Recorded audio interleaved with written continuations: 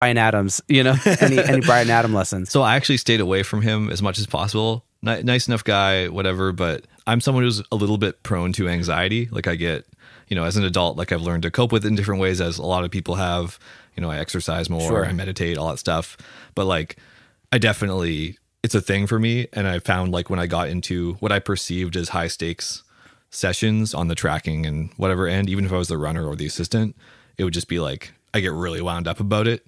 And so, Wow. it's interesting. So I kind of gradually stopped.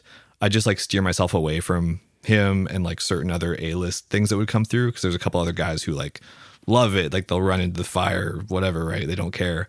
And I could always do it. Like I was on some big sessions and it's fine, but it was just like a lot for me to deal with. Yeah. So, No, I totally get that. yeah. So I kind of just at one point decided like, what's more important to me, working on this session with this big name who at that studio where people are coming through, they have their own engineers usually and producers. So you're doing an assistant type role no matter what. The odds of you getting picked up full time by them from a one-off is unlikely. So I just like weighed out like career-wise, is this actually, it's like a bragging thing to say I worked on whatever session, but like I'm not engineering it probably. And so is it worth my like mental health? You know what I mean? Like trying to juggle like the career determined part versus the feeling good and like living with yourself comfortably and being happy. Yeah, I do. I love that. Yeah, there was a guest on my show named Travis Ferentz who, he was telling, and he has a podcast called Progressions, which you should check out. And he was telling me, he's like, hey, everyone, a lot of people think I'm getting, recommended to work on things because I have like an Imagine Dragons like Grammy nom or whatever as like an engineer. But it's like my work doesn't come from that. My work comes from like this indie record that people loved and are seeking me out because of that. And I was surprised when he said that, because it's like, oh, you think like, okay, but if you get like an Imagine Dragons record, you're good to go. But like really it's about, are you working on records that people love and Totally. and relate to? Yeah, and also it's like if you were the guy that did the first big Imagine Dragons record, and like they came up as you being the guy at the helm, that's different than working on an established like their fourth record. You know what I mean? Not that it's like right, and being an engineer. Like, yeah, Sure, exactly. Obviously being an engineer amazing. versus being the producer or the mixing engineer, also.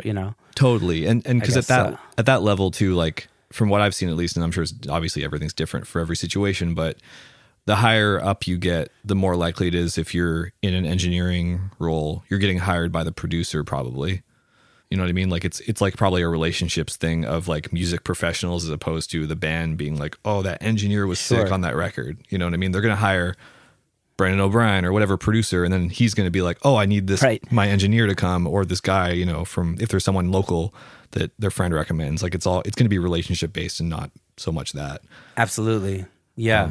So that sounds like it was a really smart thing that you decided to do back then. I don't know. Yeah, it's been it's interesting. That's sort of something I've come to terms with a lot more over the years, is like right now 95% of my work is independent artists. I'd say 80% Canadian, other international as well.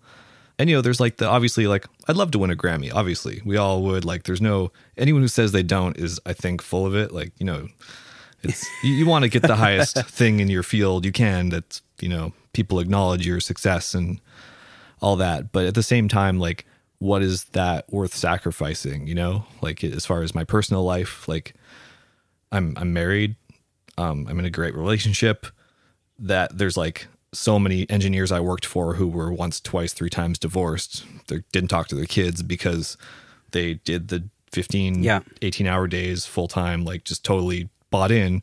And they had giant successes. But we've all met those guys. And some people, it's like, yeah, I don't regret it. Other people, I don't know.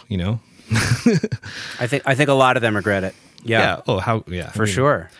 Yeah. So anyway, I feel like I'm on a tangent there, but basically, no, it's an important tangent. Yeah. So Warehouse was awesome. I was there for, I think it was 6 or 7 years. I was full time for like 3 or 4. And basically, what started happening is, as I progressed up the ranks, like I was a runner, I was working, there'd be months where it was really slow and I wasn't working, but otherwise I'd be doing like, 10 to 16 hour days, 6 days a week, maybe 7 sometimes, like just crazy hours, like, not doing anything else. So like I should be saving a lot of money, because a lot of times if you're working on a bigger mix session, you're on for like 3 weeks. A lot of them will like end up buying you dinner or whatever, and, just throw it on the float or That's nice. but then just like certain guys if you get in with them. So it's like all of a sudden, and your costs for car expenses are reimbursed.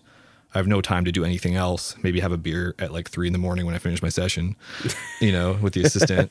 And so you're like, I'm only making $9 an hour at the time or whatever, but I'm working 16 hours a day and not spending any money. So it's actually kind of funny. Like I ended up saving about 10 grand during my runner years because that's amazing. I had a 1989 Honda Civic and they paid for my gas and I just didn't do anything else. And I found amazing. A reasonably cheap place to live and, was lucky in that respect. But yeah, so I ended up running on a lot of mixing sessions. 2 guys, both great mixers, Mike Fraser and Randy Staub.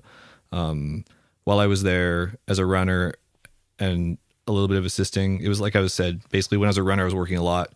I got promoted to assistant on the classic thing where I was running on the tracking session for an artist I actually love from Vancouver called Matthew Good. As the Matt Good band was like his band back in the day. Okay. Yeah, I was running on the tracking session. It was like a full month, big session. The assistant at the time who had trained me and was awesome, he was quitting. So basically halfway through the session, he's like, hey man, I'm quitting. So we should go talk to the studio manager because, they're going to need someone to assist on the mixing half of the next month. And so that was my first assistant official session because he quit. And so I assisted on the mixes, which was awesome. And then that led me then I'm like, okay, now I'm an assistant.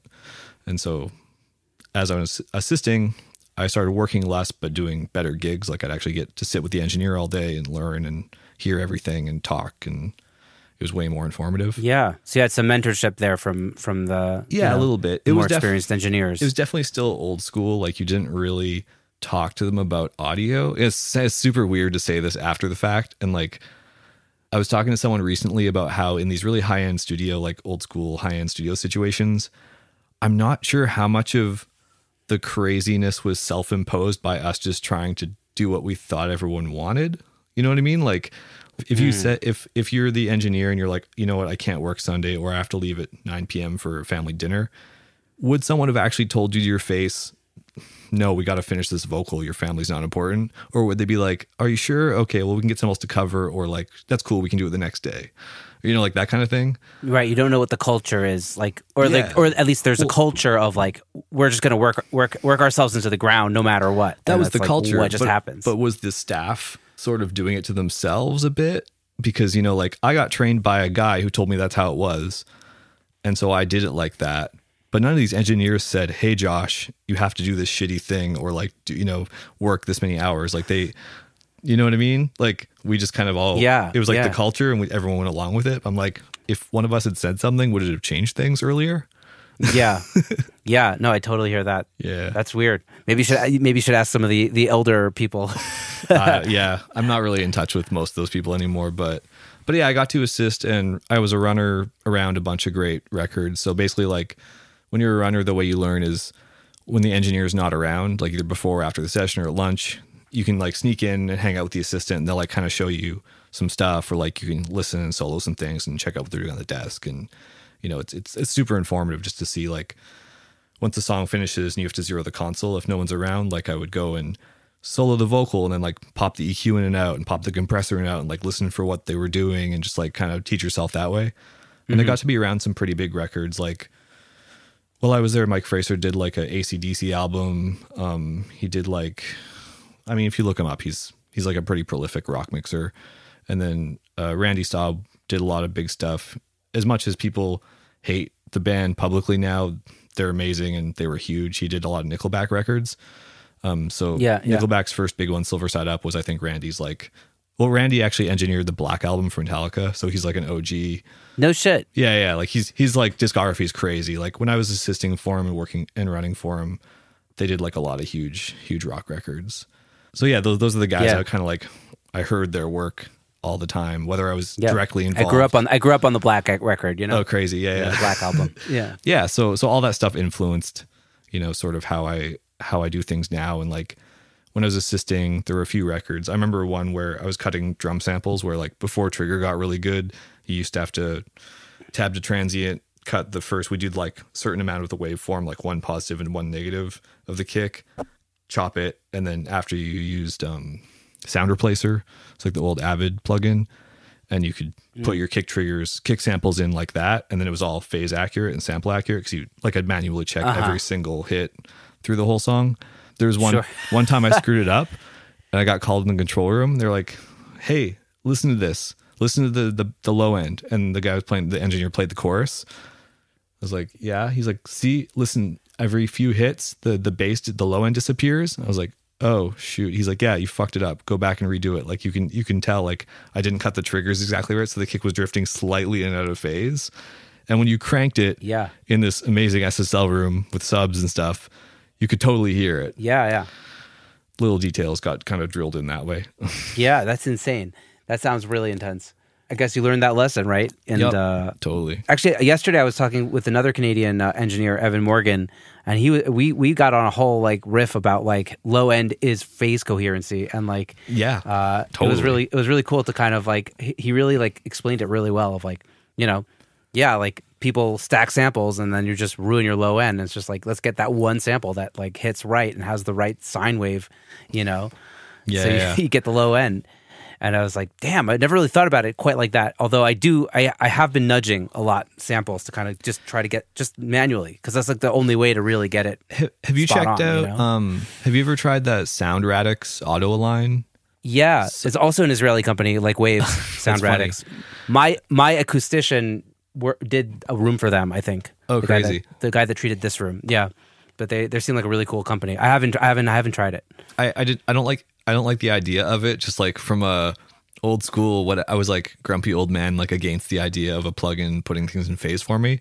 I tried it a couple times without knowing how to use it and I wasn't impressed. But then a buddy actually, who's like an old school Toronto OG engineer who's done lots of stuff, he was like, "Hey, have you tried that plugin?" I was like, "Yeah, I tried it. I don't know. On drums, it seemed like 50-50. Sometimes it would kind of make them better, but like, I don't know, something about it I didn't always like. Once in a while it was good." He's like, "Oh, try it on guitar amps and bass amps, like multi-mic guitar and bass.